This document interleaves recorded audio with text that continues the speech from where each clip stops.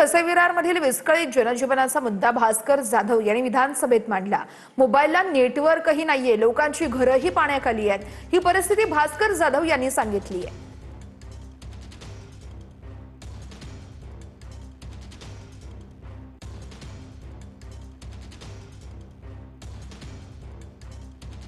विरारचं अतिशय विदारक अशा प्रकारचं चित्र गेले 4 दिवस आपण बघतोय। त्या वसई विरार मध्ये अध्यक्ष महोदय कुठल्याही प्रकारची कनेक्टिव्हिटी राहिलेली नाही, मोबाईल नेटवर्क नाही तिथे। 4, 5, 6 दिवस झाले लाईटचा पत्ता नाही, सगळे रस्ते पाण्याखाली आहेत, लोकांची घरही पाण्याखाली गेलेली आहेत। आणि त्याचबरोबर अध्यक्ष महोदय वाहतुकीचा पूर्णपणे त्या ठिकाणी वाहतूक कोलमडून पडल्यामुळे लोकांचं खाण्यापिण्याचे खूप मोठे प्रचंड प्रमाणामध्ये हाल झालेले आहेत।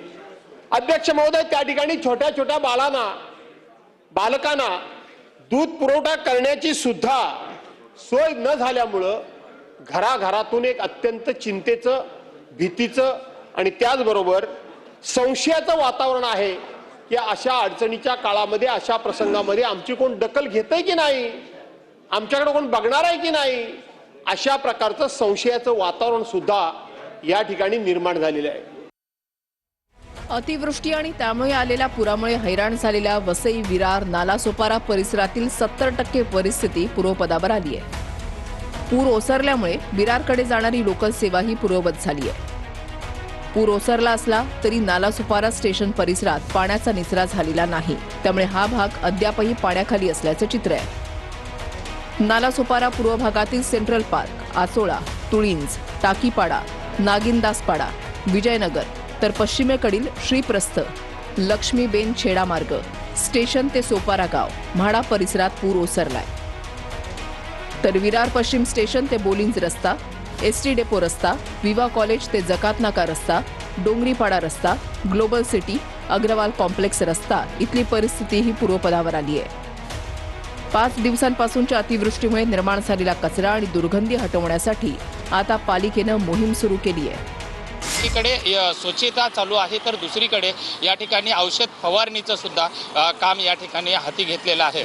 त्यामुळं या ठिकाणच्या रहिवाशांना आरोग्याची समस्या निर्माण होईल, दुर्गंधीचा सामना करू नये यासाठी महापालिका आणि सामाजिक संस्था ज्या आहेत आता रस्त्यावरती उतरून स्वच्छतेचं काम करत आहेत। वसई पश्चिम भागातील पंचशील परिसर, कृष्णा गार्डन परिसरात पुराचं पाणी ओसरल्यानं लोकांनी आता घराची साफसफाई सुरू केली आहे। या जायला खूप तकलीफ होते आम्हाला, पण या ठिकाणी मोठ्या प्रमाणात पाणी साचतं, त्यामुळे ह्या ठिकाणचा संपर्क तुटून जात नाहीये का? संपूर्ण तुटून जातो सगळ्यांचंच, कोणी कुणाला विचारत नाही, काय करत नाही, असंच आहे। हर वर्षीच आहे असंच आहे। दुसरीकडे जोरदार पावसामुळे इथल्या अनेक रस्त्यांवर खड्डे पडले। नालासोपारा वसई लिंक रोडवर सर्वत्र खड्ड्यांचं साम्राज्य पसरलंय।